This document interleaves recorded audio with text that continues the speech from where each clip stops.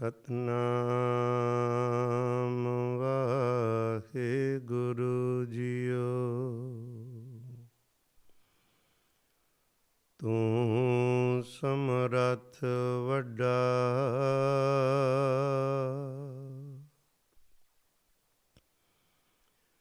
ਮੇਰੀ ਮਤ ਥੋਰੀ ਰਾਮ। ਪਾਲ ਅਕਿਰਤ ਕਣ, ਪੂਰਨ ਦ੍ਰਿਸ਼ਟ ਤੇਰੀ ਰਾਮ। ਨਿਰਗੁਣ ਰਾਖ ਲਿਆ,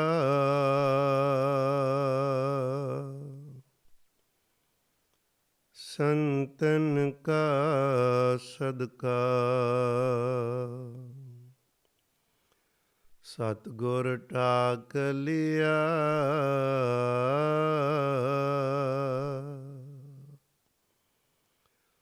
ਮੋਹ ਪਾਪੀ ਪੜਦਾ।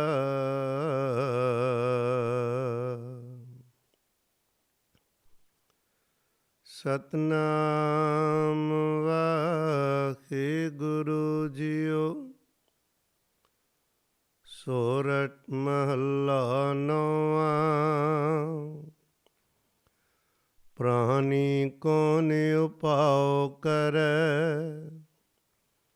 ਜਾਂ ਤੇ ਭਗਤ ਰਾਮ ਕੀ ਪਾਵੈ। ਜਮ ਕੋ ਤਰਾਸ ਹਰੈ ਰਹਾਉ, ਕੌਣ ਕਰਮ ਵਿਦਿਆ ਕਹੋ ਕੈਸੀ। ਧਰਮ ਕੌਣ ਫੁਨ ਕਰਈ, ਕੌਣ ਨਾਮ ਗੁਰ ਜਾ ਕੈ ਸਿਮਰੈ। ਭਵ ਸਾਗਰ ਕੋ ਤਰਈ, ਕਲ ਮੈਂ ਏਕ ਨਾਮ ਕਿਰਪਾ ਨਿਧ। ਜਾਹੇ ਜਪੈ ਗਤ ਪਾਵੈ, ਔਰ ਧਰਮ ਤਾਕੈ ਸਮ ਨਾਹਨ। ਇਹ ਬਿਦ ਬੇਦ ਬਤਾਵੈ, ਸੁਖ ਦੁਖ ਰਹਿਤ ਸਦਾ ਨਿਰਲੇਪੀ। ਜਾਂ ਕੋ ਕਹਿਤ ਗੁਸਾਈ, ਸੋ ਤੁਮ ਹੀ ਮੈਂ ਬਸੈ ਨਿਰੰਤਰ। ਨਾਨਕ ਦਰਪਣ ਨਿਆਈ, ਸੋ ਤੁਮ ਹੀ ਮੈਂ ਬਸੈ ਨਿਰੰਤਰ। ਨਾਨਕ ਦਰਪਣ ਨਿਆਈ। ਵਾਹਿਗੁਰੂ ਜੀ ਕਾ ਖਾਲਸਾ, ਵਾਹਿਗੁਰੂ ਜੀ ਕੀ ਫਤਿਹ। ਸਤਿਗੁਰੂ ਗਰੀਬ ਨਵਾਜ ਸਾਹਿਬ ਧੰਨ ਗੁਰੂ ਨਾਨਕ ਸਾਹਿਬ ਪਾਤਸ਼ਾਹ ਜੀ ਦੀ ਜੋਤ ਦੇ ਨੌਵੇਂ ਮਾਲਕ, ਜਿਨ੍ਹਾਂ ਨੂੰ ਪਿਆਰ ਨਾਲ ਹਿੰਦ ਦੀ ਚਾਦਰ, ਧਰਮ ਦੀ ਚਾਦਰ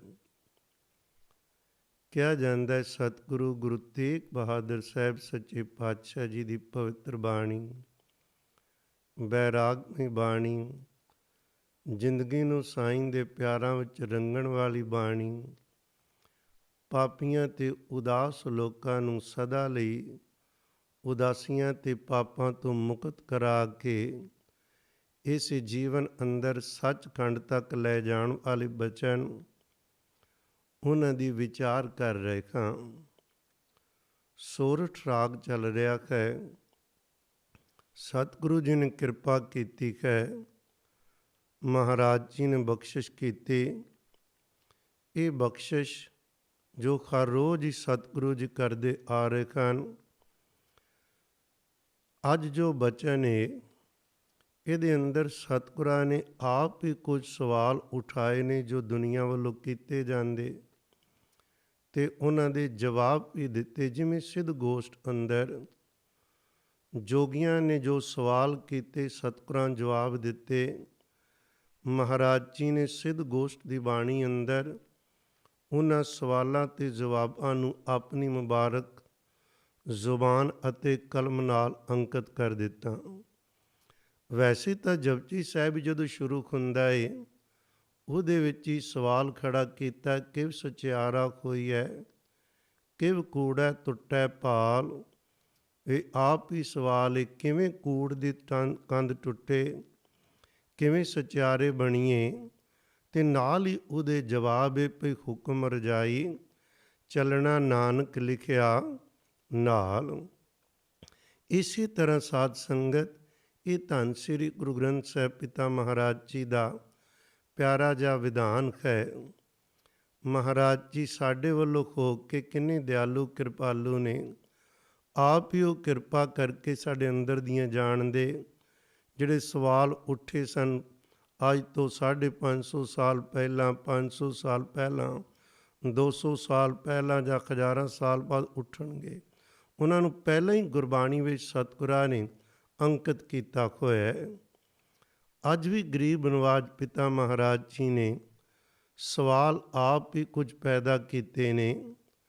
ਭਈ ਹੇ ਨਿਰੰਕਾਰ ਜੀਓ ਕਿਰਪਾ ਕਰੋ, ਮੈਂ ਚਾਹੁੰਦਾ ਵਾਂ ਅਕਾਲ ਪੁਰਖ ਦੀ ਭਗਤੀ ਬਹੁਤ ਕਰਾਂ, ਭਗਤੀ ਮੈਂ ਕਿਵੇਂ ਕਰ ਸਕਦਾ ਹਾਂ, ਜਮਾਂ ਦੀ ਮਾਰ ਤੋਂ ਡਰ ਆਉਂਦਾ, ਮੈਂ ਕਿਵੇਂ ਬਚ ਸਕਦਾ ਵਾਂ, ਮੈਂ ਕਿਹੜਾ ਇਹੋ ਜਿਹਾ ਕਰਮ ਕਰਾਂ ਜਿਹੜੇ ਕਰਮ ਤੇ ਨਾਲ ਮੈਂ ਜਮਾਂ ਦੀ ਮਾਰ ਤੋਂ ਬਚਾਂ ਤੇ ਰੱਬ ਜੀ ਖੁਸ਼ ਹੋ ਜਾਣ, ਮੈਂ ਕਿਹੜੀ ਵਿੱਦਿਆ ਪੜ੍ਹਾਂ, ਕਿਹੜਾ ਧਰਮ ਕਮਾਵਾਂ।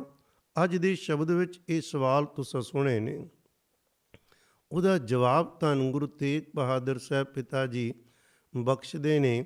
ਪਰ ਇੱਕ ਦੋ ਬਚਨ ਥੋੜ੍ਹੇ ਧਿਆਨ ਵਿੱਚ ਲਿਆਈਏ। ਉਸ ਤੋਂ ਪਹਿਲਾਂ ਗੁਰੂ ਕੇ ਪਿਆਰਿਓ, ਜਿਵੇਂ ਨਾ ਇਹ ਵਿਧੀ ਪੂਰੇ ਗੁਰੂ ਗ੍ਰੰਥ ਸਾਹਿਬ ਪਾਤਸ਼ਾਹ ਜੀ ਦੇ ਵਿੱਚ ਹੈ, ਕੇਵਲ ਇੱਕ ਗੱਲ ਕਹਿ ਕੇ ਵਿਚਾਰ ਮਹਾਰਾਜ ਦੇ ਸ਼ਬਦ ਨੂੰ ਨਾਲ ਲੈ ਕੇ ਤੁਰਦੇ ਹਾਂ। ਸਾਹਿਬ ਜੀ ਕਿਰਪਾ ਕਰਦੇ, ਗੁਰਬਾਣੀ ਅੰਦਰ ਬਾਬਾ ਫਰੀਦ ਸਾਹਿਬ ਦਾ ਬਚਨ ਹੈ। ਉਹਨਾਂ ਨੇ ਆਪ ਕਿਰਪਾ ਕੀਤੀ, ਕਹਿੰਦੇ ਫਰੀਦਾ ਪਾੜ ਪਟੋਲਾ ਧਜ ਕਰੀ ਕੰਬਲੜੀ ਪੈ ਰਿਓ। ਕਿਸੇ ਨੇ ਕਿਹਾ ਪਰਮੇਸ਼ਰ ਦੀ ਪ੍ਰਾਪਤੀ ਤਾਂ ਹੁੰਦੀ ਹੈ ਜੇ ਸਾਦੇ ਕੱਪੜੇ ਪਾਏ ਜਾਣ, ਕੀਮਤੀ ਕੱਪੜੇ ਤਿਆਗ ਦਿੱਤੇ ਜਾਣ। ਉਹ ਕਹਿਣ ਲੱਗੇ ਤਾਂ ਬਹੁਤ ਸੋਹਣਾ ਕੰਮ ਹੈ, ਜਿਹੜੇ ਵੀ ਵੇਸ ਪਾ ਕੇ ਮੇਰਾ ਸ਼ੌਹ ਮਿਲਦਾ ਮੈਂ ਉਹ ਕੁਝ ਕਰਨ ਨੂੰ ਤਿਆਰ ਹਾਂ। ਇਹ ਉਹਨਾਂ ਨੇ ਸਵਾਲ ਕੀਤਾ, ਪਰ ਉਹਦਾ ਜਵਾਬ ਉਹਨਾਂ ਕੋਲ ਤੇ ਹੈ ਭੁਲੇਖਾ ਪੈ ਸਕਦਾ ਸੀ। ਇਸ ਲਈ ਧੰਨ ਗੁਰੂ ਅਮਰਦਾਸ ਪਿਤਾ ਜੀ ਨੇ ਨਾਲ ਮਹੱਲਾ ਤੀਜਾ ਇੱਕ ਸ਼ਲੋਕ ਉਚਾਰਨ ਕੀਤਾ ਹੈ। ਪਹਿਲਾ ਸ਼ਲੋਕ ਹੈ, ਫਰੀਦਾ ਪਾੜ ਪਟੋਲਾ ਧਜ ਕਰੀ ਕੰਬਲੜੀ ਪੈ ਰਿਓ, ਜਿੰਨੀ ਵੇਸੀ ਛਉ ਮਿਲੈ ਸਈ ਵੇਸ ਕਰਿਓ। ਵੀ ਮੈਨੂੰ ਜਿਹੜੇ ਵੀ ਵੇਸ ਪਾ ਕੇ ਬਸਤਰ ਪਹਿਨ ਕੇ ਛਉ ਮਿਲਦਾ ਮੈਂ ਕਰਾਂਗਾ, ਪਰ ਦੱਸੋ ਕਿਹੜੇ ਕੱਪੜੇ ਪਾਵਾਂ।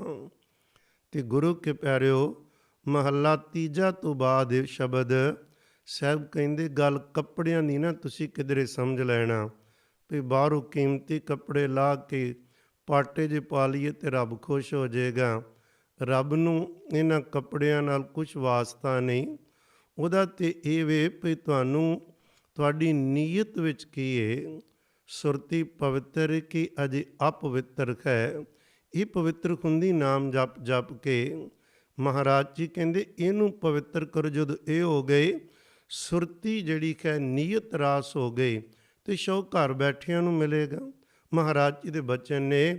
ਸਾਹਿਬ ਕਹਿੰਦੇ ਕਾਹੇ ਪਟੋਲਾ ਪਾੜਤੀ ਕੰਬਲੜੀ ਪੈਰੇ, ਨਾਨਕ ਘਰ ਹੀ ਬੈਠਿਆਂ ਸ਼ੌ ਮਿਲੇ, ਜੇ ਨੀਅਤ ਰਾਸ ਕਰੇ। ਜੇ ਨੀਅਤ ਰਾਸ ਹੋਵੇ ਤੇ ਫਿਰ ਕਹਾਣੀ ਬਣ ਜਾਂਦੀ ਹੈ। ਤੋ ਸਤਿਗੁਰੂ ਜੀ ਨੇ ਜੋ ਅੱਜ ਕਿਰਪਾ ਕੀਤੀ ਉਹਨੂੰ ਜਰਾ ਵੇਖੀਏ। ਸਵਾਲ ਪ੍ਰਾਣੀ ਕੌਣ ਉਪਾਉ ਕਰੈ। ਨਾਵੇਂ ਸਤਿਗੁਰਾਂ ਦਾ ਬਚਨ ਸੋਰਠ ਰਾਗ ਅੰਦਰ, ਕੀ ਇਹੋ ਜਿਹਾ ਤਰੀਕਾ ਅਪਣਾਵਾਂ ਉਪਾਉ ਕਰਾਂ, ਜੁਗਤੀ ਅਪਣਾਵਾਂ ਜਾਂ ਤੇ ਭਗਤ ਰਾਮ ਕੀ ਭਾਵੈ, ਤਾਂ ਕਿ ਮੈਂ ਅਕਾਲ ਪੁਰਖ ਦੀ ਭਗਤੀ ਨੂੰ ਪਾ ਲਵਾਂ ਤੇ ਜਮ ਕੋ ਤਰਾਸ ਕਰੈ, ਜਮਾਂ ਦਾ ਡਰ ਮੁੱਕ ਜਾਵੇ। ਇਹ ਸਵਾਲ ਹੀ ਗੁਰੂ ਕੇ ਪਿਆਰੇ ਬੜਾ ਪਿਆਰਾ ਹੈ।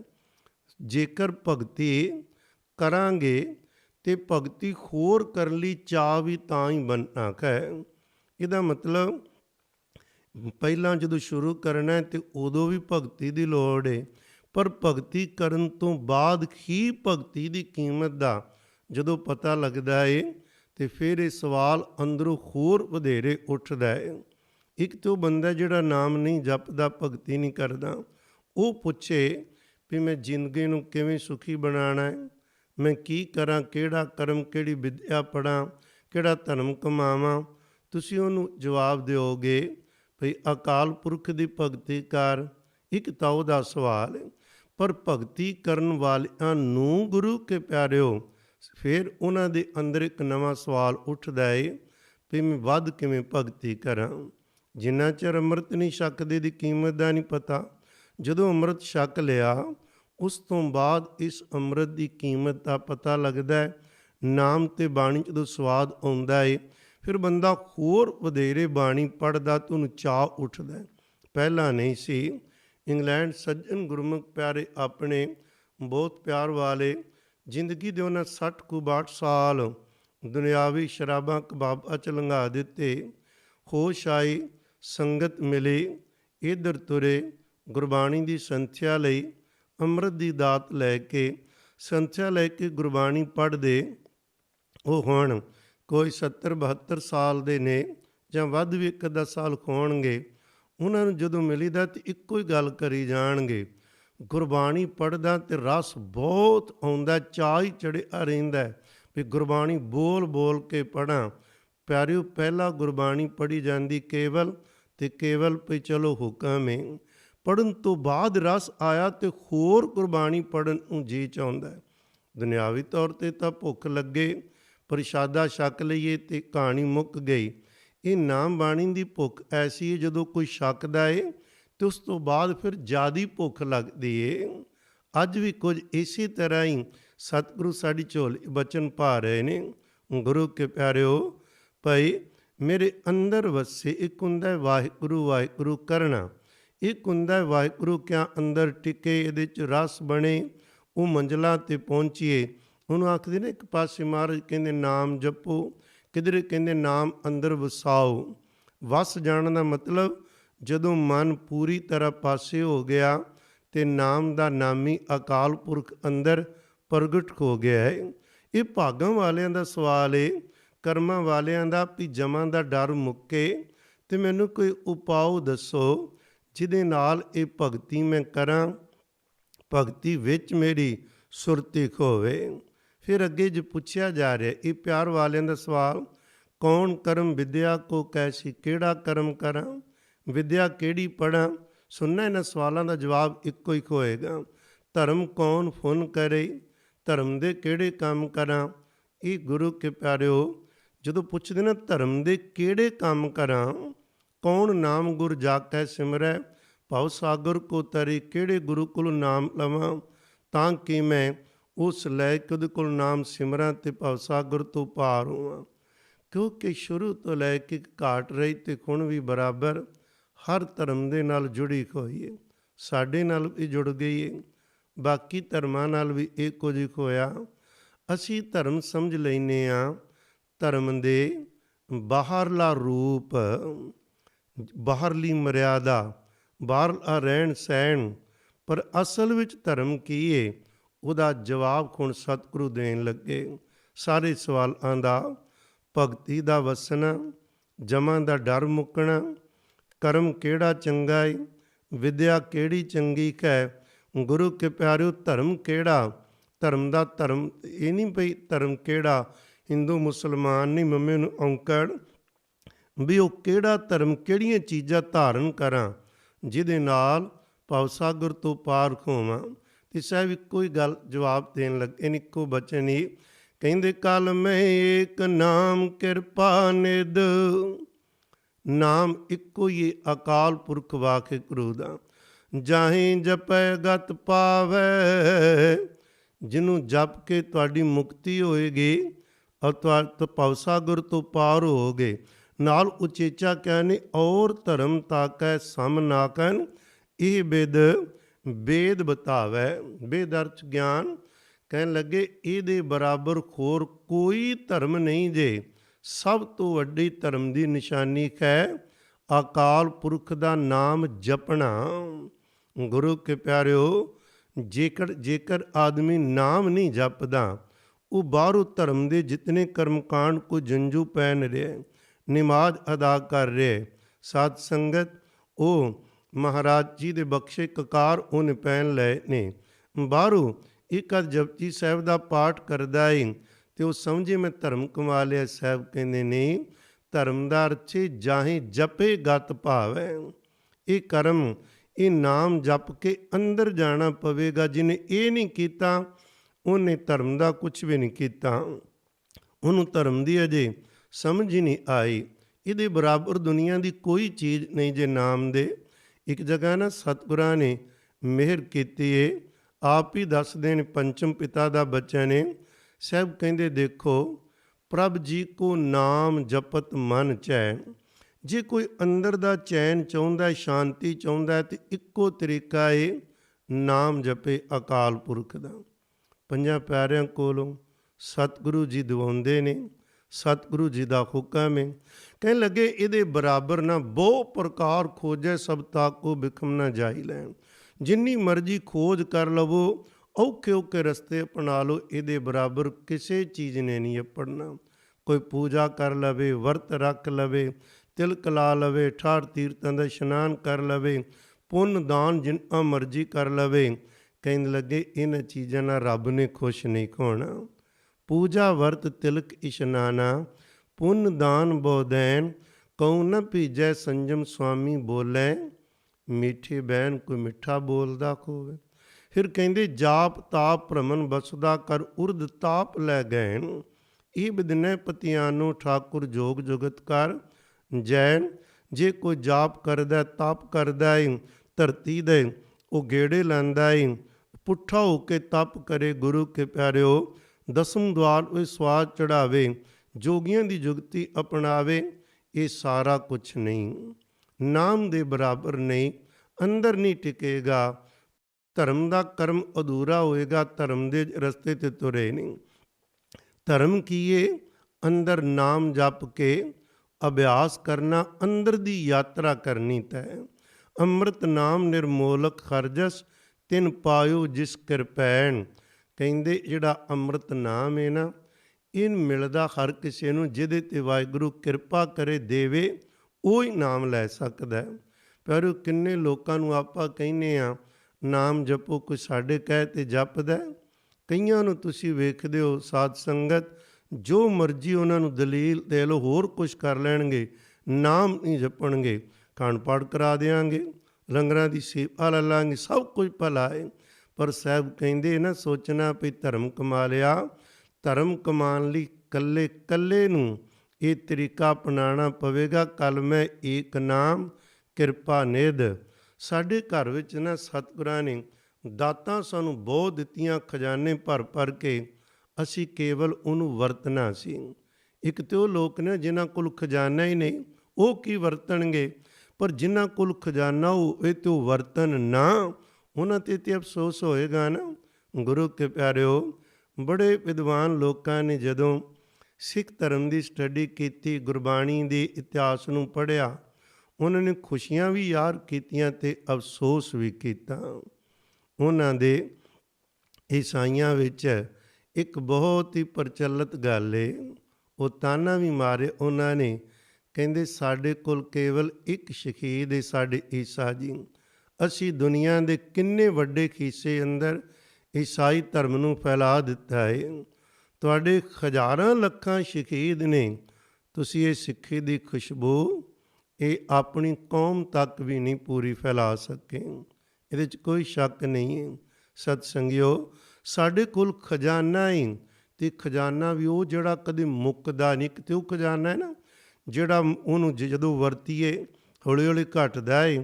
ਅਤੇ ਮਹਾਰਾਜ ਨੇ ਸਾਨੂੰ ਖਜ਼ਾਨਾ ਇਸ ਤਰ੍ਹਾਂ ਦਾ ਦਿੱਤਾ ਨਾਮ ਬਾਣੀ ਦਾ, ਜਿੰਨਾ ਵਰਤੀਏ ਓਨਾ ਵੱਧਦਾ ਤੁਰਿਆ ਜਾਂਦਾ ਹੈ। ਇੱਕ ਬੰਦਾ ਜੇ 1000 ਬੰਦੇ ਨੂੰ ਨਾਮ ਜਪਾਉਣ ਲਈ ਲਾਏਗਾ ਤੇ ਉਸ ਨਾਮ ਨੇ ਘਟਣਾ ਨਹੀਂ, ਸਗੋਂ ਹੋਰ ਉਹ ਵੱਧਦਾ ਤੁਰਿਆ ਗਿਆ। ਤੇ ਮਹਾਰਾਜ ਕਹਿੰਦੇ ਜਿਹੜਾ ਖਜ਼ਾਨਾ ਹੈ ਨਾ ਅੰਮ੍ਰਿਤ ਨਾਮ, ਰੱਬ ਕਿਰਪਾ ਕਰਕੇ ਦਿੰਦਾ ਹੈ। ਇਹ ਕਿਰਪਾ ਕਰਦਾ ਕਿੱਥੇ ਹੈ ਤੇ ਕਿੱਥੇ ਰੰਗ ਚੜ੍ਹਦੇ ਨੇ, ਕਿੱਥੇ ਅੰਦਰ ਵੱਸਦਾ ਹੈ, ਕਦੋਂ ਇਹ ਕਾਰਜ ਪੂਰਾ ਹੁੰਦਾ ਹੈ, ਕਦੋਂ ਸੁੱਖ ਦੀ ਨੀਂਦ ਰਾਤਾਂ ਨੂੰ ਆਉਂਦੀ ਏ। ਕਿਤਨੀ ਦੁਨੀਆ ਪਰੇਸ਼ਾਨ, ਕਹਿੰਦੇ ਰਾਤਾਂ ਨੂੰ ਨੀਂਦ ਨਹੀਂ, ਪਰੇਸ਼ਾਨੀਆਂ ਬਹੁਤ ਨੇ, ਦੁਖੀ ਬਹੁਤ ਆ। ਸਾਹਿਬ ਕਹਿੰਦੇ ਤੇਰਾ ਇਲਾਜ ਦਵਾਈ ਤੇਰੇ ਕੋਲ ਪਈ, ਤੂੰ ਚੁੱਕ ਕੇ ਖਾ। ਨਹੀਂ ਖਾਧੀ ਜਾਂਦੀ ਜੇ ਉਹਦੀ ਕਿਰਪਾ ਨਾ ਹੋਵੇ, ਜਾਂ ਅਸੀਂ ਖਾਣਾ ਨਹੀਂ ਚਾਹੁੰਦੇ। ਸਾਹਿਬ ਉਹਨੇ ਕਿਰਪਾ ਕਰਕੇ ਜਵਾਬ ਦਿੱਤਾ ਏ। ਸਾਹਿਬ ਕਹਿੰਦੇ ਅੰਮ੍ਰਿਤ ਨਾਮ ਨਿਰਮੋਲਕ ਕਰ ਜਸ, ਤਿਨ ਪਾਇਓ ਜਿਸ ਕਿਰਪੈਨ, ਸਾਧ ਸੰਗ ਰੰਗ ਪ੍ਰਭ ਭੇਟੇ, ਨਾਨਕ ਸੁਖ ਜਨ ਰੈਨ। ਕਹਿੰਦੇ ਸਾਧ ਸੰਗਤ ਵਿੱਚ ਆ ਕੇ ਨਾ ਫਿਰ ਇਹ ਕਹਾਣੀ ਬਣਦੀ ਏ। ਸਾਧ ਸੰਗਤ ਵਿੱਚ ਆ ਕੇ ਸਾਧ ਸੰਗਤ ਦੁਆਰਾ ਹੀ ਇਹ ਰੰਗ ਚੜ੍ਹਦੇ ਨੇ ਤੇ ਫਿਰ ਦਿਨ ਰਾਤ ਸੁੱਖ ਨਾਲ ਬਤੀਤ ਹੁੰਦੀ ਏ। ਪਿਆਰਿਓ, ਸਤਿਗੁਰੂ ਜੀ ਨੇ ਸਮਝਾਉਣ ਵਿੱਚ ਕੋਈ ਕਸਰ ਨਹੀਂ ਛੱਡੀ। ਅਸੀਂ ਸੁਣਦੇ ਹਾਂ, ਸਮਝਦੇ ਹਾਂ, ਪਰ ਤੁਰੀਏ ਨਾ। ਹੁਣ ਇਹੋ ਜਿਹਾ ਖਜ਼ਾਨਾ ਹੋਵੇ ਵੀ ਚਿੰਤਾ ਰਹੇਗੀ ਨਹੀਂ, ਪਰੇਸ਼ਾਨੀ ਰਹੇਗੀ ਨਹੀਂ। ਜਿਵੇਂ ਕੱਲ੍ਹ ਕਿਹਾ ਸਾਨੇ, ਭਾਵੇਂ ਦੁਨੀਆ 'ਚ ਕੋਈ ਨਹੀਂ ਤੁਹਾਡਾ, ਤੁਸੀਂ ਉਦਾਸ ਨਾ ਹੋ, ਆਓ ਨਾਮ ਦੀ ਪੱਲਾ ਪਕੜੋ, ਸਭ ਤੋਂ ਖੁਸ਼ੀ ਜ਼ਿੰਦਗੀ ਦਿਆਂਗੇ। ਫਿਰ ਵੀ ਅਨੇਕਾਂ ਸਿੱਖ ਪਰਿਵਾਰ ਹੀ ਘਰ 'ਚ ਬਹਿ ਕੇ ਕਲੇਸ਼, ਰੋਣ, ਚਿੰਤਾ ਵਿੱਚ ਪੈਣ, ਨਾਮ ਨਾ ਜਪਣ, ਬਾਣੀ ਦੀ ਦਵਾਈ ਨਾ ਖਾਣ। ਤੇ ਪਿਆਰਿਓ, ਫਿਰ ਇਹੀ ਕਹਿਣਾ ਪਵੇਗਾ ਨਾ, ਕਬੀਰ ਸਾਚਾ ਸਤਿਗੁਰ ਕਿਆ ਕਰੇ, ਜੋ ਸਿੱਖਾਂ ਮੈਂ ਚੂਕ, ਅੰਧੇ ਏਕ ਨਾ ਲਾਗਏ, ਜਿਉ ਬਾਂਸ ਬਜਾਈਐ ਫੂਕ। ਇਹ ਤਾਂ ਇਹ ਵੀ ਨਹੀਂ ਵੀ ਜਿਹੜਾ ਗੁਰਬਾਣੀ ਪੜ੍ਹੇ, ਨਾਮ ਜਪੇ, ਉਹਦੇ 'ਤੇ ਹੌਲੀ ਹੌਲੀ ਕਿਰਪਾ ਹੁੰਦੀ ਨਹੀਂ। ਸਾਧ ਸੰਗਤ, ਜੇਕਰ ਸਾਡਾ ਇਰਾਦਾ ਹੋਵੇ, ਅੰਦਰੋਂ ਅਰਦਾਸ ਨਿਕਲੇ, ਤੇ ਸਾਹਿਬ ਕਿਰਪਾ ਕਰਦਿਆਂ ਦੇਰ ਨਹੀਂ ਕਰਦੇ। ਇੱਕ ਨਾ ਰੰਗਲੇ ਸੱਜਣ ਪੁਸਤਕ ਹੈ, ਸਤਿਕਾਰਯੋਗ ਭਾਈ ਸਾਹਿਬ ਭਾਈ ਰਣਧੀਰ ਸਿੰਘ ਸਾਹਿਬ ਜੀ ਖੁਰਾ ਨੇ ਉਹ ਲਿਖੀ, ਤੇ 23 ਉਹਨਾਂ ਗੁਰਮੁਖਾਂ ਦੇ, ਪਿਆਰਿਆਂ ਦੇ, ਮਹਾਂਪੁਰਖਾਂ ਦੇ, ਰੰਗ ਰਤਿਆਂ ਦੇ ਜੀਵਨ ਉਹਨਾਂ ਨੇ ਜੋ ਖੱਡ ਬੀਤੀਆਂ ਨੇ ਉਹਨਾਂ ਦੇ ਨਾਲ ਸਾਹਮਣੇ ਉਹਨਾਂ ਦੇ ਅੰਕਿਤ ਕੀਤੇ ਨੇ। ਹੈਣ ਤਾਂ 23 ਨਹੀਂ ਨਾ, ਹਜ਼ਾਰਾਂ ਹੀ ਲੋਕ ਨਾਮ ਬਾਣੀ ਨਾਲ ਉਦੋਂ ਜੁੜੇ, ਪਰ ਜਿਵੇਂ ਉਹ ਆਪ ਰੰਗ ਰਤੜੇ ਸਨ, ਆਪ ਗੁਰਬਾਣੀ ਨੂੰ ਪਿਆਰ ਕਰਦੇ, ਨਾਮ ਦਾ ਰਸ ਉਹਨਾਂ ਚੱਖਿਆ, ਹੌਲੀ ਗਰੁੱਪ ਜਾਂ ਜਥਾ ਬਣ ਗਿਆ। ਲਗਾਤਾਰ ਕੀਰਤਨ ਕਰਨਾ ਅਖੰਡ, ਲਗਾਤਾਰ ਨਾ ਹੀ ਪੈ ਗਿਆ ਅਖੰਡ ਕੀਰਤਨੀ ਜਥਾ। ਬਹੁਤ ਉਹਦੇ 'ਚ ਉੱਚੀਆਂ ਉੱਚੀਆਂ ਰੂਹਾਂ ਹੋ ਚੁੱਕੀਆਂ ਨੇ। ਮਹਾਰਾਜ ਜੀ ਕਿਰਪਾ ਕਰਨ, ਸਦਾ ਹੀ ਰਹਿਣ, ਰੰਗ ਲੱਗਦੇ ਰਹਿਣ ਨਾਮ ਬਾਣੀ ਦੇ। ਜਿੱਥੇ ਵੀ ਕੋਈ ਕਰਦਾ, ਕਦੇ ਨਾ ਭੁੱਲ ਕੇ ਨਾ ਚੱਕਰਾਂ 'ਚ ਪਿਆ ਕਰੀਏ ਵੀ ਇਹ ਰੰਗ ਰੱਤੀ ਰੂਹ ਨੂੰ ਭਾਈ ਸਾਹਿਬ ਕਿਉਂ ਕਿਹਾ ਜਾਂਦਾ ਹੈ, ਜਾਂ ਇਹਨਾਂ ਨੂੰ ਮਹਾਂਪੁਰਖ ਕਿਉਂ ਕਿਹਾ ਜਾਂਦਾ ਹੈ, ਜਾਂ ਸਾਧੂ ਜਾਂ ਸੰਤ ਕਿਉਂ ਕਹੇ। ਸਾਰੇ ਸਤਿਕਾਰਯੋਗ ਸ਼ਬਦ ਨੇ, ਸ਼ਬਦਾਂ ਨਾਲ ਨਹੀਂ ਕੁਛ ਹੋਣਾ ਤੇ ਵੀ ਨਾਮ ਦੇ ਰੰਗ ਜਿਹਨੂੰ ਚੜ੍ਹੇ ਉਹਨੂੰ ਤੁਸੀਂ ਸਾਧੂ ਕਹਿ ਕੇ ਬੁਲਾ ਲਓ, ਭਾਈ ਸਾਹਿਬ ਕਹਿ ਕੇ ਬੁਲਾ ਲਓ। ਇਹ ਤੇ ਲਫ਼ਜ਼ ਨੇ, ਉਹਨਾਂ ਨੂੰ ਕੋਈ ਫਰਕ ਨਹੀਂ ਪੈਣਾ। ਫਰਕ ਆਪਾਂ ਨੂੰ ਪਏਗਾ।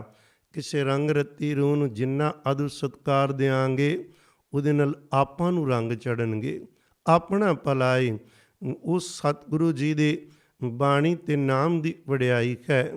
ਮੈਂ ਗੱਲ ਕਰਨ ਲੱਗਾ ਸਾਂ, ਇੱਕ ਵਾਰ ਨਾ ਨਾਰੰਗਵਾਲ, ਉੱਥੇ ਅੰਮ੍ਰਿਤ ਸੰਚਾਰ ਹੋਣਾ ਸੀ। ਲੁਧਿਆਣੇ ਤੋਂ ਗਿਆਨੀ ਨਾਰ ਸਿੰਘ ਸਾਹਿਬ, ਉਹ ਵੀ ਉੱਥੇ ਜੋ ਖਾਲਸਾ ਸਕੂਲ ਸੀ ਉਹਦੇ ਬੱਚਿਆਂ ਨੂੰ ਲੈ ਕੇ ਗਏ। ਉੱਥੇ ਬੱਚਿਆਂ ਦੀ ਕੋਈ ਦੀ ਇੱਛਾ ਸੀ ਅੰਮ੍ਰਿਤ ਛਕਣ ਦੀ। ਮੈਂ ਗੱਲ ਸਮਝਣ ਲਈ ਕੇਵਲ ਉਹਦੇ 'ਚੋਂ ਇੱਕ ਅੱਧ ਗੱਲ ਸਾਂਝੀ ਕਰਨ ਲੱਗਾ ਵਾਂ। ਜਦੋਂ ਨਾ ਭਾਈ ਸਾਹਿਬ ਜੀ ਨੇ ਅਸੂਲ ਬਣਾਇਆ ਸੀ, ਜਦੋਂ ਵੀ ਕੋਈ ਕਹਿੰਦਾ ਮੈਂ ਅੰਮ੍ਰਿਤ ਦੀ ਦਾਤ ਲੈਣੀ, ਉਹਨੂੰ ਕਿਹਾ ਜਾਂਦਾ ਪਹਿਲਾਂ ਕੁਝ ਸਮਾਂ ਸੰਗਤ ਕਰ। ਉਹ ਸੰਗਤ ਕਰਦੇ, ਸਮਾਗਮਾਂ 'ਚ ਆਉਂਦੇ, ਫਿਰ ਉਹਨਾਂ ਨੂੰ ਕਹਿੰਦੇ ਹੁਣ ਭਾਂਡੇ ਮਾਂਜੋ, ਸੇਵਾ ਕਰਾਉਣੀ। ਸੇਵਾ ਤੋਂ ਬਾਅਦ ਉਹ ਤੜਫ ਵੱਧ ਜਾਣੀ, ਫਿਰ ਕਹਿਣਾ ਇੱਕ ਅਖੰਡ ਪਾਠ ਸਾਹਿਬ ਪੂਰਾ ਸੁਣੋ। ਜਿਹੜਾ ਸੁਣੇਗਾ ਪੂਰਾ ਉਹਨਾਂ ਨੂੰ ਅੰਮ੍ਰਿਤ ਦੀ ਦਾਤ ਮਿਲੇਗੀ। ਪਿਆਰਿਓ, ਕੋਈ ਸਵਾਲ ਨਾ ਕਰਨਾ ਇਹ ਸ਼ਰਤਾਂ ਕਿਉਂ, ਇਹ ਕੋਈ ਮਰਿਆਦਾ ਨਹੀਂ ਬਣ ਜਾਂਦੀ। ਰੰਗ ਰੱਤਿਆਂ ਦੇ ਅੰਦਰ ਚਾਅ ਹੁੰਦਾ ਏ ਭਈ ਰੂਹਾਂ ਆਉਣ ਇਸ ਰਾਹ 'ਤੇ ਉਹ ਰੰਗੀਆਂ ਜਾਣ, ਕੋਈ ਵੀ ਖਾਲੀ ਨਾ ਜਾਵੇ। ਤੋ ਸਮੇਂ ਸਮੇਂ ਕੋਈ ਨਾ ਕੋਈ ਤਰੀਕਾ ਲੱਭਦੇ ਰਹਿੰਦੇ। ਜਿਵੇਂ ਇੱਕ ਵਾਰ ਪੁਰਾਣੀ ਗੱਲ ਹੈ, ਸਤਿਕਾਰਯੋਗ ਸੰਤ ਬਾਬਾ ਮੱਖਣ ਸਿੰਘ ਜੀ ਸੱਤੋ ਕੀ ਗਲੀ ਵਾਲਿਆਂ ਕੋਲ ਗਏ ਕੋਈ ਸੁਨੇਹਾ ਲੈ ਕੇ। ਉਹ ਤੋਂ ਇੱਕ ਮਾਤਾ ਆਈ ਸੀ, ਉਹ ਕੁਝ ਪੁੱਛ ਰਹੀ ਸੀ। ਬਾਬਾ ਜੀ ਨੇ ਉਹਨਾਂ ਨੂੰ ਇੱਕ ਮਾਲਾ ਦਿੱਤੀ 108 ਦੀ, ਅਤੇ ਕਹਿਣ ਲੱਗੀ ਮਾਤਾ ਇਹ ਤੋਂ ਨਾ 6 ਮਾਲਾ ਰੋਜ਼ ਮੂਲ ਮੰਤਰ ਦੀਆਂ ਨਾਨਕ ਹੋਸੀ ਵੀ ਸਾਜਤਾ ਕਰਿਆ ਕਰ, ਮਹਾਰਾਜ ਤੇਰੇ ਕਾਰਜ ਪੂਰੇ ਕਰਨਗੇ। ਚਲੀ ਗਈ। ਹੱਸ ਕੇ ਸਾਡੇ ਨਾਲ ਗੱਲਾਂ ਕਰਦਿਆਂ ਕਹਿੰਦੇ ਜੀ ਇਹਨੂੰ ਉਸ ਤਰ੍ਹਾਂ ਕਹਿੰਦੇ ਵੀ 1 ਘੰਟਾ ਤੂੰ ਵਾਹਿਗੁਰੂ ਕਹਿਣਾ ਜਾਂ ਮੂਲ ਮੰਤਰ ਇਹਨੇ ਕਰਨਾ ਨਹੀਂ ਸੀ। ਆਹ ਮਾਲਾ ਦਾ ਸਹਾਰੇ ਨੂੰ ਇਹ ਹੋਣਾ ਮੈਂ ਗਿਣਤੀ ਕਰਨੀ ਹੈ, ਹੁਣ 1 ਹੋ ਗਈ, ਹੁਣ 2, 6 ਕਰੇਗੀ ਅਤੇ ਕਿੰਨਾ ਸਮਾਂ ਨਾਮ ਜਪਣ 'ਚ ਲੱਗ ਜਾਏਗਾ। ਤੂੰ ਸਵਾਲ ਉਹ ਮਾਲਾ ਦੇ ਉੱਤੇ ਨਹੀਂ ਹੈ, ਸਵਾਲ ਤੇ ਨਾਮ ਜਪਣ ਦਾ। ਜੇ ਕਿਸੇ ਨੂੰ ਮਹਾਰਾਜ ਉੱਦਾਂ ਹੀ ਬਿਠਾ ਰਿਹਾ ਤਾਂ ਉਹਨੂੰ ਮਾਲਾ ਦੀ ਲੋੜ ਨਹੀਂ, ਅਤੇ ਜੇ ਮਨ ਨਹੀਂ ਕਾਬੂ ਹੁੰਦਾ ਤਾਂ ਮਾਲਾ ਪਕੜ ਲਓ। ਗੁਰੂ ਕੇ ਪਿਆਰਿਓ, ਸੰਤ ਬਾਬਾ ਸੁੱਚਾ ਸਿੰਘ ਜੀ ਚਵੱਦੀ ਕਲਾ ਵਾਲੇ, ਉਹਨਾਂ ਨੇ ਇੱਕ ਵਾਰ ਛੋਲਿਆਂ ਦੇ ਦਾਣੇ ਦੇ ਦਿਆ ਕਰਦੇ ਸਨ ਕੋਲੀਆਂ 'ਚ ਪਾ ਕੇ। ਹਫ਼ਤੇ ਦਾ ਸਿਮਰਨ ਅਭਿਆਸ ਕੈਂਪ ਲਾਉਣਾ, ਹੁਣ ਤੱਕ ਵੀ ਉਹ ਗੁਰਮੁਖ ਪਿਆਰੇ ਲਾਉਂਦੇ ਨੇ। ਉਹ ਸਾਲ 'ਚ ਕਈ ਵਾਰ 2 ਵਾਰੀ, ਕਈ ਵਾਰ 3 ਵਾਰੀ, 4 ਵਾਰੀ ਲਾਉਣਾ। ਅਤੇ ਸਾਡੇ ਵਰਗਿਆਂ ਦੇ ਮਨ ਕਿੱਥੇ ਟਿਕਣੇ। ਉਹਨਾਂ ਨੇ ਇੱਕ ਕੌਲੀ ਦਾਣਿਆਂ ਦੀ ਭਰ ਦੇਣੀ, ਕਹਿਣਾ 1 ਦਾਣਾ ਚੁੱਕਣਾ, ਅੱਖ ਮੀਟ ਕੇ ਰੱਖਣੀ ਹੈ, ਧਿਆਨ ਖਿਰਦੇ 'ਤੇ ਰੱਖਣਾ। 1 ਦਾਣੇ 'ਤੇ ਮੂਲ ਮੰਤਰ ਚੁੱਕ ਕੇ ਦੂਸਰੀ ਕੌਲੀ ਖਾਲੀ ਕੋਲ ਰੱਖੋ, ਉਹਦੇ 'ਚ ਪਾਈ ਜੋ ਆਪੋ ਆਪਣੀ। ਉਸ ਦੇ ਧਿਆਨੇ ਲੱਗ ਕੇ ਉਹ ਨਾਮ ਜਪਣ ਦਾ ਇੱਕ ਬਹਾਨਾ ਬਣ ਗਿਆ। ਜੇ ਕੋਈ ਕਵੇ ਵੀ ਛੋਲਿਆਂ ਦੇ ਦਾਣੇ ਨਾਲ ਹੀ ਨਾਮ ਜਪਿਆ ਜਾਂਦਾ, ਉਹ ਤਾਂ ਨਹੀਂ ਨਾ। ਉਹ ਕੌਲੀ ਭਰਨੀ, ਉਹਦੇ 'ਚ ਸਮਾਂ ਬਹੁਤ ਲੱਗਣਾ, ਫਿਰ ਜੇ ਭਰ ਗਈ ਤਾਂ ਕਹਿੰਦੇ ਵਾਪਸ ਪਾ ਦੇਣੇ। ਉਹ ਨਾਲੇ ਤੇ ਛੋਲਿਆਂ ਦੀ ਬਾਅਦ 'ਚ ਸਬਜ਼ੀ ਬਣਾਉਣੀ, ਸੰਗਤ ਨੇ ਛਕਣੀ, ਹੋਰ ਜੁੜਨਾ। ਤੋ ਭਾਈ ਰਣਧੀਰ ਸਿੰਘ ਸਾਹਿਬ ਜੀ ਇਹ ਕਿਆ ਕਰਦੇ ਸਨ, ਪਹਿਲਾਂ ਸੰਗਤ, ਫਿਰ ਸੇਵਾ, ਫਿਰ ਬਾਣੀ ਸੁਣੋ। ਜਿਹੜਾ ਪੂਰਾ ਸੁਣਨ ਦਾ ਪਾਠ ਲਗਾਤਾਰ 48 ਘੰਟੇ ਜਾਗ ਕੇ ਉਹਨੂੰ ਅੰਮ੍ਰਿਤ ਦੀ ਦਾਤ ਦੇ ਦਿੱਤੀ ਜਾਂਦੀ। ਇੱਕ ਢੰਗ ਹੈ, ਤਰੀਕਾ। ਜਦੋਂ ਇਹਦੇ 'ਚੋਂ ਬਹੁਤ ਸਾਰੇ ਨੇ ਇਸ ਤਰ੍ਹਾਂ ਕੀਤਾ, ਪਰ ਇੱਕ ਸੀ 16 ਕੁ ਸਾਲ ਦਾ ਬੱਚਾ ਗੁਰਬਖਸ਼ ਸਿੰਘ ਕਮਾਲਪੁਰ ਦਾ। ਜਦੋਂ ਉਹਨਾਂ ਦੇ ਅੰਦਰ ਰੀਝ ਸੀ ਪੂਰੀ, ਉਹ ਨਿਤਰੇ ਖੋਰ ਵੀ ਬੱਚੇ ਕੁਝ ਆਏ ਉਹਨਾਂ ਦੇ ਨਾਲ, ਜਿਨ੍ਹਾਂ ਨੇ ਪ੍ਰਣ ਕੀਤਾ ਸੀ, ਅਖੰਡ ਪਾਠ ਸਾਹਿਬ ਰੱਖੇ। ਉਹਨਾਂ ਦੇ ਘਰੋਂ ਵੀ ਸੰਗਤ ਮਿਲੀ ਸੀ। ਉਹ ਬਾਅਦ ਜਿਉਂ ਅਖੰਡ ਪਾਠ ਸਾਹਿਬ ਆਰੰਭ ਹੋਇਆ, ਬਾਣੀ ਸੁਣਦੇ ਗਏ ਅਤੇ ਰੰਗ ਚੜ੍ਹਦੇ ਗਏ। ਜਿਹੜੇ ਰੰਗਾਂ ਨੂੰ ਤਰਸੀ ਦਾ ਏ ਪਿਆਰਿਓ, ਕਿੰਨਾ ਕਿੰਨਾ ਚਿਰ ਗੁਰੂ ਕੇ ਪਿਆਰੇ ਵੀਰ ਭੈਣ ਤਰਸਦੇ ਨੇ।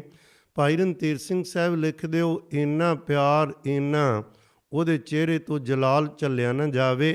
ਇੰਝ ਲੱਗਦਾ ਸੀ ਉਹਦੇ ਦਰਸ਼ਨ ਕਰਕੇ ਇਹ ਗੁਰਬਾਣੀ ਸੁਣਦਾ ਨਹੀਂ, ਇਹ ਪੀਂਦਾ ਏ। ਗੁਰਬਾਣੀ ਪੀਤੀ ਜਾਂਦੀ ਏ, ਨਾਮ ਪੀਤਾ ਜਾਂਦਾ ਏ। ਕਿਵੇਂ ਪੀਤਾ ਜਾਂਦਾ ਹੈ? ਜਿਸੈ ਜਗਾਏ ਪਿਆਵੈ ਇਹ ਰਸ, ਜਿਹਨੂੰ ਆਪ ਉਹ ਪਿਲਾਵੇ। ਉਹ ਵਰਜਾਚ ਵੀ ਦੱਸਦਾ ਕੀ ਇਹ ਨਾਮ ਦਾ ਪੀਣਾ। ਇਹ ਮਹਾਰਾਜ ਸਭਨਾਂ ਨੂੰ ਕਿਰਪਾ ਕਰਕੇ ਦਾਤਾਂ ਦੇਣ। ਉਹ ਨਾਮ ਰਸ ਗਟ ਗਟ ਕਰਕੇ ਪੀਏ, ਬਾਣੀ ਪੀਏ। ਸਤਿਗੁਰੂ ਜੀ ਸਾਨੂੰ ਹੁਕਮ ਕਰਦੇ ਨੇ ਵੀ ਪੀਵੋ ਅੰਮ੍ਰਿਤ, ਕਿਧਰੇ ਕਹਿੰਦੇ ਬਾਣੀ ਪੀਵੋ। ਇਹ ਸੁਰਤੀ ਪਿਆਰ ਵਿੱਚੋਂ ਸੁਰਤੀ ਪੈਂਦੀ ਹੈ ਪਿਆਰਿਓ, ਇਹਦੀ ਕੋਈ ਦਲੀਲ ਜਾਂ ਕੋਈ ਗੱਲਾਂ ਨਹੀਂ। ਇਹ ਪੀਰੇ ਸੀ, ਕਹਿਣ ਲੱਗੇ ਭੋਗ ਪੈਣ ਤੱਕ ਬੱਚੇ ਦਾ ਐਨ ਅੰਦਰੋਂ ਤਾੜੀ ਲੱਗੀ ਰਹੀ, ਸਮਾਧੀ ਲੱਗੀ ਰਹੀ। ਅੰਮ੍ਰਿਤ ਦਾ ਬਾਟਾ ਤਿਆਰ ਹੋਇਆ, ਇੱਕ ਚੂੜਾ ਹੀ ਅਜੇ ਛਕਾਇਆ ਸੀ ਅਤੇ ਸੁਰਤੀ ਚੜ੍ਹ ਗਈ। ਅੰਮ੍ਰਿਤ ਛਕਦਿਆਂ ਜੋ ਉਹਦੀ ਹਾਲਤ ਸੀ ਨਾ, ਉਹ ਇਹੋ ਜਿਹੀ ਸੀ, ਨਾਮ ਤੇ ਰੰਗ ਚੜ੍ਹੇ। 5 ਪਿਆਰਿਆਂ ਵਿੱਚ ਲੱਗਣ ਵਾਲੇ ਖੁਦ ਸੱਜਣ ਜਿਹੜੇ ਦਾਤ ਦੇ ਰਹੇ ਸਨ, ਉਹਨਾਂ ਦਾ ਅੰਦਰ ਵੀ ਅਤ ਵੈਰਾਗ ਹੋਏ ਚਲਾ ਗਿਆ ਵੀ ਬੱਚਾ ਆਇਆ ਏ। ਜਿਹੜੀਆਂ ਅਵਸਥਾਵਾਂ ਨੂੰ ਅਸੀਂ ਵੇਖਦੇ ਹਾਂ, ਕੁਝ ਸਵਾਦ ਵੇਖੇ ਇਹਨਾਂ ਨੇ ਅਭਿਆਸ ਤੋਂ ਬਾਅਦ, ਇਹ ਪਹਿਲੇ ਹੀ 2 ਦਿਨਾਂ ਵਿੱਚ ਉਹ ਦਾਤਾਂ ਲੈ ਰਿਹਾ ਹੈ। ਇਹਨਾਂ ਅੰਦਰ ਵੈਰਾਗ ਅੰਮ੍ਰਿਤ ਛਕਣ ਤੋਂ ਛਕਾਉਣ ਤੋਂ ਬਾਅਦ ਚੁੱਪ ਚੁਪੀਤੇ ਭਾਈ ਸਾਹਿਬ ਜੀ ਕਿਧਰੇ ਇਕਾਂਤ ਵੱਲ ਨੂੰ ਤੁਰੇ, ਇੱਕ ਦੋ ਸੱਜਣ ਹੋਰ ਇਹ ਵੀ ਬੱਚੇ ਨਾਲ ਹੀ ਤੁਰ ਪਏ। ਮੇਰੇ ਕਹਿਣ ਤੋਂ ਮੁਰਾਦ ਕੇਵਲ ਅੱਜ ਦੀ ਕਥਾ 'ਚ ਇੰਨਾ ਇਸ਼ਾਰਾ ਬਹੁਤ ਤੇ ਪਏ ਨਾਮ ਦੇ ਰੰਗ ਇੱਕਦਮ ਚੜ੍ਹ ਗਏ। ਰੰਗ ਚੜ੍ਹਨਾ ਕੀ ਕਹਿੰਦੇ ਤਾਂ ਪਿਆਰਿਓ ਆਪਾਂ ਜਪ ਕੇ ਵੇਖੀਏ, ਪੁੱਛਣ ਦੱਸਣ ਦੇ ਵਿਸ਼ੇ ਨਹੀਂ ਕਰਨ। ਇੰਨਾ ਖਜ਼ਾਨਾ ਹੋਵੇ ਵੀ ਜਿਹੜੀ ਅਵਸਥਾਵਾਂ ਜੋਗੀਆਂ ਨੂੰ ਇੰਨੀ ਮਿਹਨਤਾਂ ਕਰਕੇ ਭੁੱਖੇ ਨੰਗੇ ਰਹਿ ਕੇ ਵੀ ਨਹੀਂ ਮਿਲਦੀਆਂ, ਸਾਨੂੰ 3-4 ਦਿਨਾਂ 'ਚ ਮਿਲ ਜਾਣ ਤੇ ਫਿਰ ਵੀ ਸੌਦਾ ਨਾ ਕਰੀਏ ਤੇ ਸਾਡੇ ਲਈ ਮਾੜੀ ਗੱਲ ਹੈ ਨਾ। ਸਤਿਗੁਰੂ ਜੀ ਕਿਰਪਾ ਕਰਦੇ ਕਹਿੰਦੇ ਨਹੀਂ, ਦੇਖੋ ਸਭ ਤੋਂ ਸ੍ਰੇਸ਼ਟ ਧਰਮ ਕੀ ਹੈ। ਗੁਰੂ ਅਰਜਨ ਸਾਹਿਬ ਦੇ ਬੱਚੇ ਨੇ ਸੁਖਮਨੀ ਸਾਹਿਬ ਜੀ ਅੰਦਰ ਉਹ ਕਹਿੰਦੇ ਸਭ ਤੋਂ ਉੱਚਾ ਧਰਮ ਦੀ ਨਿਸ਼ਾਨੀ ਦੱਸੋ। ਆਪ 5 ਸਵਾਲ ਕੀਤੇ। ਸਭ ਤੋਂ ਉੱਚਾ ਕਰਮ ਕੀ ਹੈ, ਸਭ ਤੋਂ ਉੱਚਾ ਉਦਮ ਕੀ ਹੈ, ਭਲਾ ਕਿਹੜਾ, ਜੇ ਬਾਣੀ ਬੋਲੀਏ ਤੇ ਕਿਹੜੀ ਸਭ ਤੋਂ ਉੱਚੀ ਉਹ ਦੱਸੋ, ਤੇ ਥਾਂ ਕਿਹੜਾ ਉੱਚਾ ਹੈ। ਜਰਾ ਸੁਣਨਾ ਪਿਆਰ ਨਾਲ। ਸਾਹਿਬ ਕਹਿੰਦੇ ਸਰਵ ਧਰਮ ਮੈਂ ਸ੍ਰੇਸ਼ਟ ਧਰਮ। ਸਾਰੇ ਧਰਮਾਂ ਦਾ ਸ੍ਰੇਸ਼ਟ ਧਰਮ ਕੀ? ਹਰਿ ਕੋ ਨਾਮ ਜਪ ਨਿਰਮਲ ਕਰਮ। ਅਕਾਲ ਪੁਰਖ ਦਾ ਨਾਮ ਉਹਨੂੰ ਜਪਣਾ, ਜਪਾਂਗੇ ਤੇ ਨਿਰਮਲ ਕਰਮ ਬਣਨਗੇ। ਹੁਣ ਜਪਣ ਤੋਂ ਬਗੈਰ ਨਹੀਂ ਕਹਾਣੀ ਬਣਨੀ। ਜੇ ਬੰਦਾ ਕਹੇ ਮੈਂ ਨਾਮ ਨਹੀਂ ਜਪਣਾ, ਹੋਰ ਸਾਰਾ ਕੁਝ ਕਰ ਲਾਂਗਾ, ਗੁਰੂ ਸਾਹਿਬ ਕਹਿੰਦੇ ਨਹੀਂ ਸੱਜਣਾ, ਇਹ ਤੇਰੇ ਮਨ ਦੇ ਖਿਆਲ ਹੋ ਸਕਦੇ ਨੇ, ਸਤਿਗੁਰਾਂ ਦੇ ਨਹੀਂ। ਫਿਰ ਦੂਜਾ ਬਚਨ ਸਕਲ ਕਿਰਿਆ ਮੈਂ, ਸਗਲ ਕਿਰਿਆ ਮੈਂ ਉਤਮ ਕਿਰਿਆ, ਸਾਧ ਸੰਗ ਦੁਰਮਤ ਮਲ ਕਿਰਿਆ। ਜਿਹੜੀ ਮੈਲ ਧੁੱਪਣੀ ਹੈ ਨਾ, ਸਭ ਤੋਂ ਉੱਚਾ ਕਰਮ ਕੀ ਹੈ? ਉਹ ਸਾਧ ਸੰਗਤ ਵਿੱਚ ਜਾਓ, ਉਹ ਨਾ ਕਦੇ ਛੱਡੀਏ। ਸਗਲ ਉਦਮ ਮੈਂ, ਉਦਮ ਭਲਾ। ਉਦਮ ਕਰਦਿਆਂ ਕਿੰਨੀਆਂ ਚੀਜ਼ਾਂ ਦੇ ਸਭ ਤੋਂ ਭਲਾ ਉਦਮ ਕਿਹੜਾ ਹੈ? ਹਰਿ ਕਾ ਨਾਮ ਜਪੋ ਜੀ ਸਦਾ। ਸਦਾ ਲਈ ਉਹਦਾ ਨਾਮ ਜਪਣਾ ਤੇ ਅੰਦਰੋਂ ਜਪਣਾ। ਸਗਲ ਬਾਣੀ ਮੈਂ ਅੰਮ੍ਰਿਤ ਬਾਣੀ, ਹਰਿ ਕੋ ਜਸ ਸੁਣ ਰਸਨ ਬਖਾਨੀ। ਸਭ ਤੋਂ ਉੱਚੀ ਬਾਣੀ ਕਿਹੜੀ ਹੈ? ਵਾਹਿਗੁਰੂ ਦਾ ਜਸ ਸੁਣਨਾ ਅੰਦਰੋਂ ਤੇ ਸੁਣ ਕੇ ਫਿਰ ਉਹਨੂੰ ਰਸਨਾ ਨਾਲ ਜਪਣਾ ਵੀ। ਸਗਲ ਥਾਨ ਤੇ ਉਹ ਊਤਮ ਥਾਨ, ਨਾਨਕ ਜੇ ਘਟ ਵਸੈ ਕਰ ਨਾਮ।